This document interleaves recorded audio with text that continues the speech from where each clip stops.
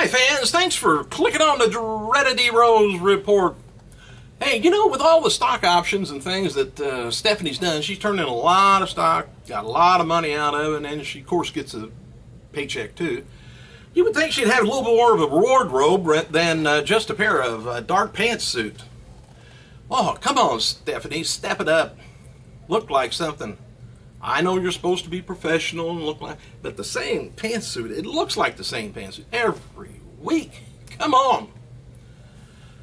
All right, anyway, my thoughts on Raw yesterday. I thought the ending was terrible. Just to drive off, come on, creatives can come up with better things than that, just driving off.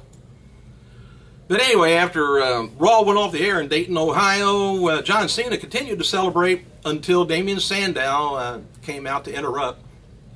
I'm not really wondering what Cena was celebrating. Drive off? Come on. Drive by, maybe. But anyway, Sandow came out, and Cena ended up getting the Sandow attitude adjustment to end the show, and there wasn't any dark match. All right, this is kind of funny. Ricardo Rodriguez, he's the jokester. Anyway, he tweeted about Batista's return and his skinny jeans. I don't know if you noticed that or not, but it made his legs look real small for some reason. But he said it was a trending topic on social media. He says, poor ADR. Who's that? Alberto Del Rio. He says, I almost feel bad. It almost makes me want to get the duo back together again and help him out with Batista. He says, almost. He says, good match, though. Great to see Batista back, but them skinny jeans, he says, amigo, come on. All right, and the theme song for last night's MLK edition of Raw was Difference Maker by Need to Breathe. The man, but I don't know if you noticed that, Batista hugged in the crowd during last night's Raw, was boxing champion Natito Filipino Flash Doneri. Donito. Nodito. I'm not familiar with him, but Batista apparently was. And TNA sources report that Tommy Dreamer signed with TNA as a senior agent to replace Jeff Jarrett are kind of premature at the best. Dreamer was at Impact Wrestling on taping, on Thursday, but he was just there to help out John Gabrak. On Twitter, TNA writer Dave Lagana addressed rumors of him reaching out to Ring of Honor at WWE. He says he's not going anywhere. That's too bad, but anyway, Ring of Honor sources report that the door is always open to Lagana to return, but there's been no communication between the two sides. Lagana recently purchased the home in Nashville, though, so that kind of tells you something. And TNA sources have been floating around stories that Davey Richards and Eddie Edwards turned down a longer tryout with WWE instead of signing with TNA. That's not the case. Mentioned not too long ago, I think I'm going to sneeze. Anyway, mentioned not too long ago that Triple H made the decision not to sign a duo, so they're trying to make it seem like they turned WWE down for TNA. And WWE has made a playlist of epic showdowns between rivals in the Royal Rumble match, and for what it's worth, it said that all the creative plans for Hulk Hogan and the WWE return has all been finalized. And depending on what happens when WWE gets to the arena on Sunday, the plans everything out. Naomi versus AJ Lee for WWE Diva titles may be added to the Royal Rumble card. A lot of times that Rumble lasts maybe an hour. And for some reason, WWE is no longer advertising Bad News Barrett for Sunday's 30-man Royal Rumble based on WWE's advertising. There's 5 spots open. So who do we have as a surprise entrance?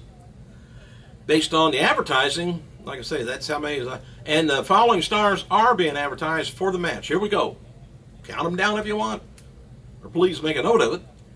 CM Punk, Batista, Del Rio, Cody Rhodes, Goldust, Rey Mysterio, Langston, Ambrose, Rollins, Reigns, Rowan, Harper, Usos, both of them, Miz, Kingston, Truth, Xavier Woods, Fandango, Sandow, Ryback, Titus O'Neil, Darren Young, Swagger, and Cesaro. You know, pick on this. It's going to end up being CM Punk taking on, at the end, Batista. I did this pretty much in alphabetical. Well, it's not really alphabetical order, but I don't know if that's the entrance numbers or not. In the order, but that's who's going to be in it. But anyway, I think Batista will win.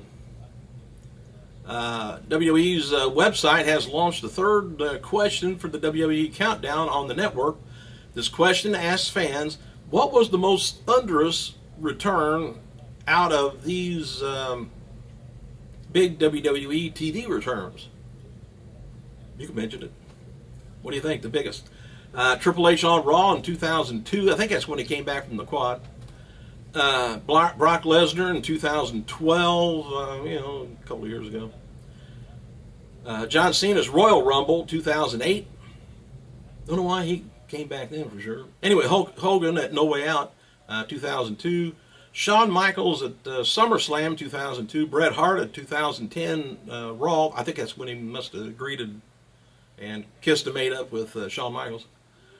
Jericho on Raw November 19th, 2007. Sting, Monday Night Nitro. Now we're talking about 1997. March 17th. The Rock at Raw on 2011, or Edge Royal Rumble 2010. I don't know if you had one picked out on that, but if you want to play this, just skip this back and you can play it again and you can leave your comment. Hey, comments from the Warrior from earlier were actually a response to Jake Roberts knocking him in an interview that was published on Monday. If you missed it, anyway, kind of wrote about this. Questions for former talent. How hypocrite born-again Christians says, where do we go to find you practicing the belief of Christianity? Hell? One a-hole still instills honor and pride. The other, horror and pity. One grows wise on great stories. One reads bathroom stalls and still grovels. He's talking about Jake Roberts. I never read the thing that Jake said, but he kind of threw that back out at him. Former WWE diva. Remember old Julian Hall? Take the microphone away from Julian Hall. She said she's retiring from the ring wrestling. Maybe she'll start singing. She says, I'm thinking I'm pretty much retired from the ring and wrestling. If I have one more, I would love to face either the real Melina or Mickie James. She'd rather have her ass kicked by one of them. Mickie James still, she's going to be giving her first ever ring seminar on March 1st, 12 p.m. Until 4 p.m. at Odessa, Texas. The $50 price includes admission to that night's wrestling event. For more information, check out old.school.wrestling.academy@gmail. All right, WWE's website has a new poll up asking fans which the challenger should Randy Orton fear the most, Batista, Brock, or John Cena. With over 17,000 votes cast, 48% voted for Batista, 31% for Lesnar, 21% for Cena. And a new comedy called Baker's Dozen. I already thought Steve Martin was in a Baker's Dozen. Maybe not. Anyway, begins filming in Ventura, California this weekend. The movie features cameos by Tommy Dreamer, Jake the Snake, and Diamond Dallas.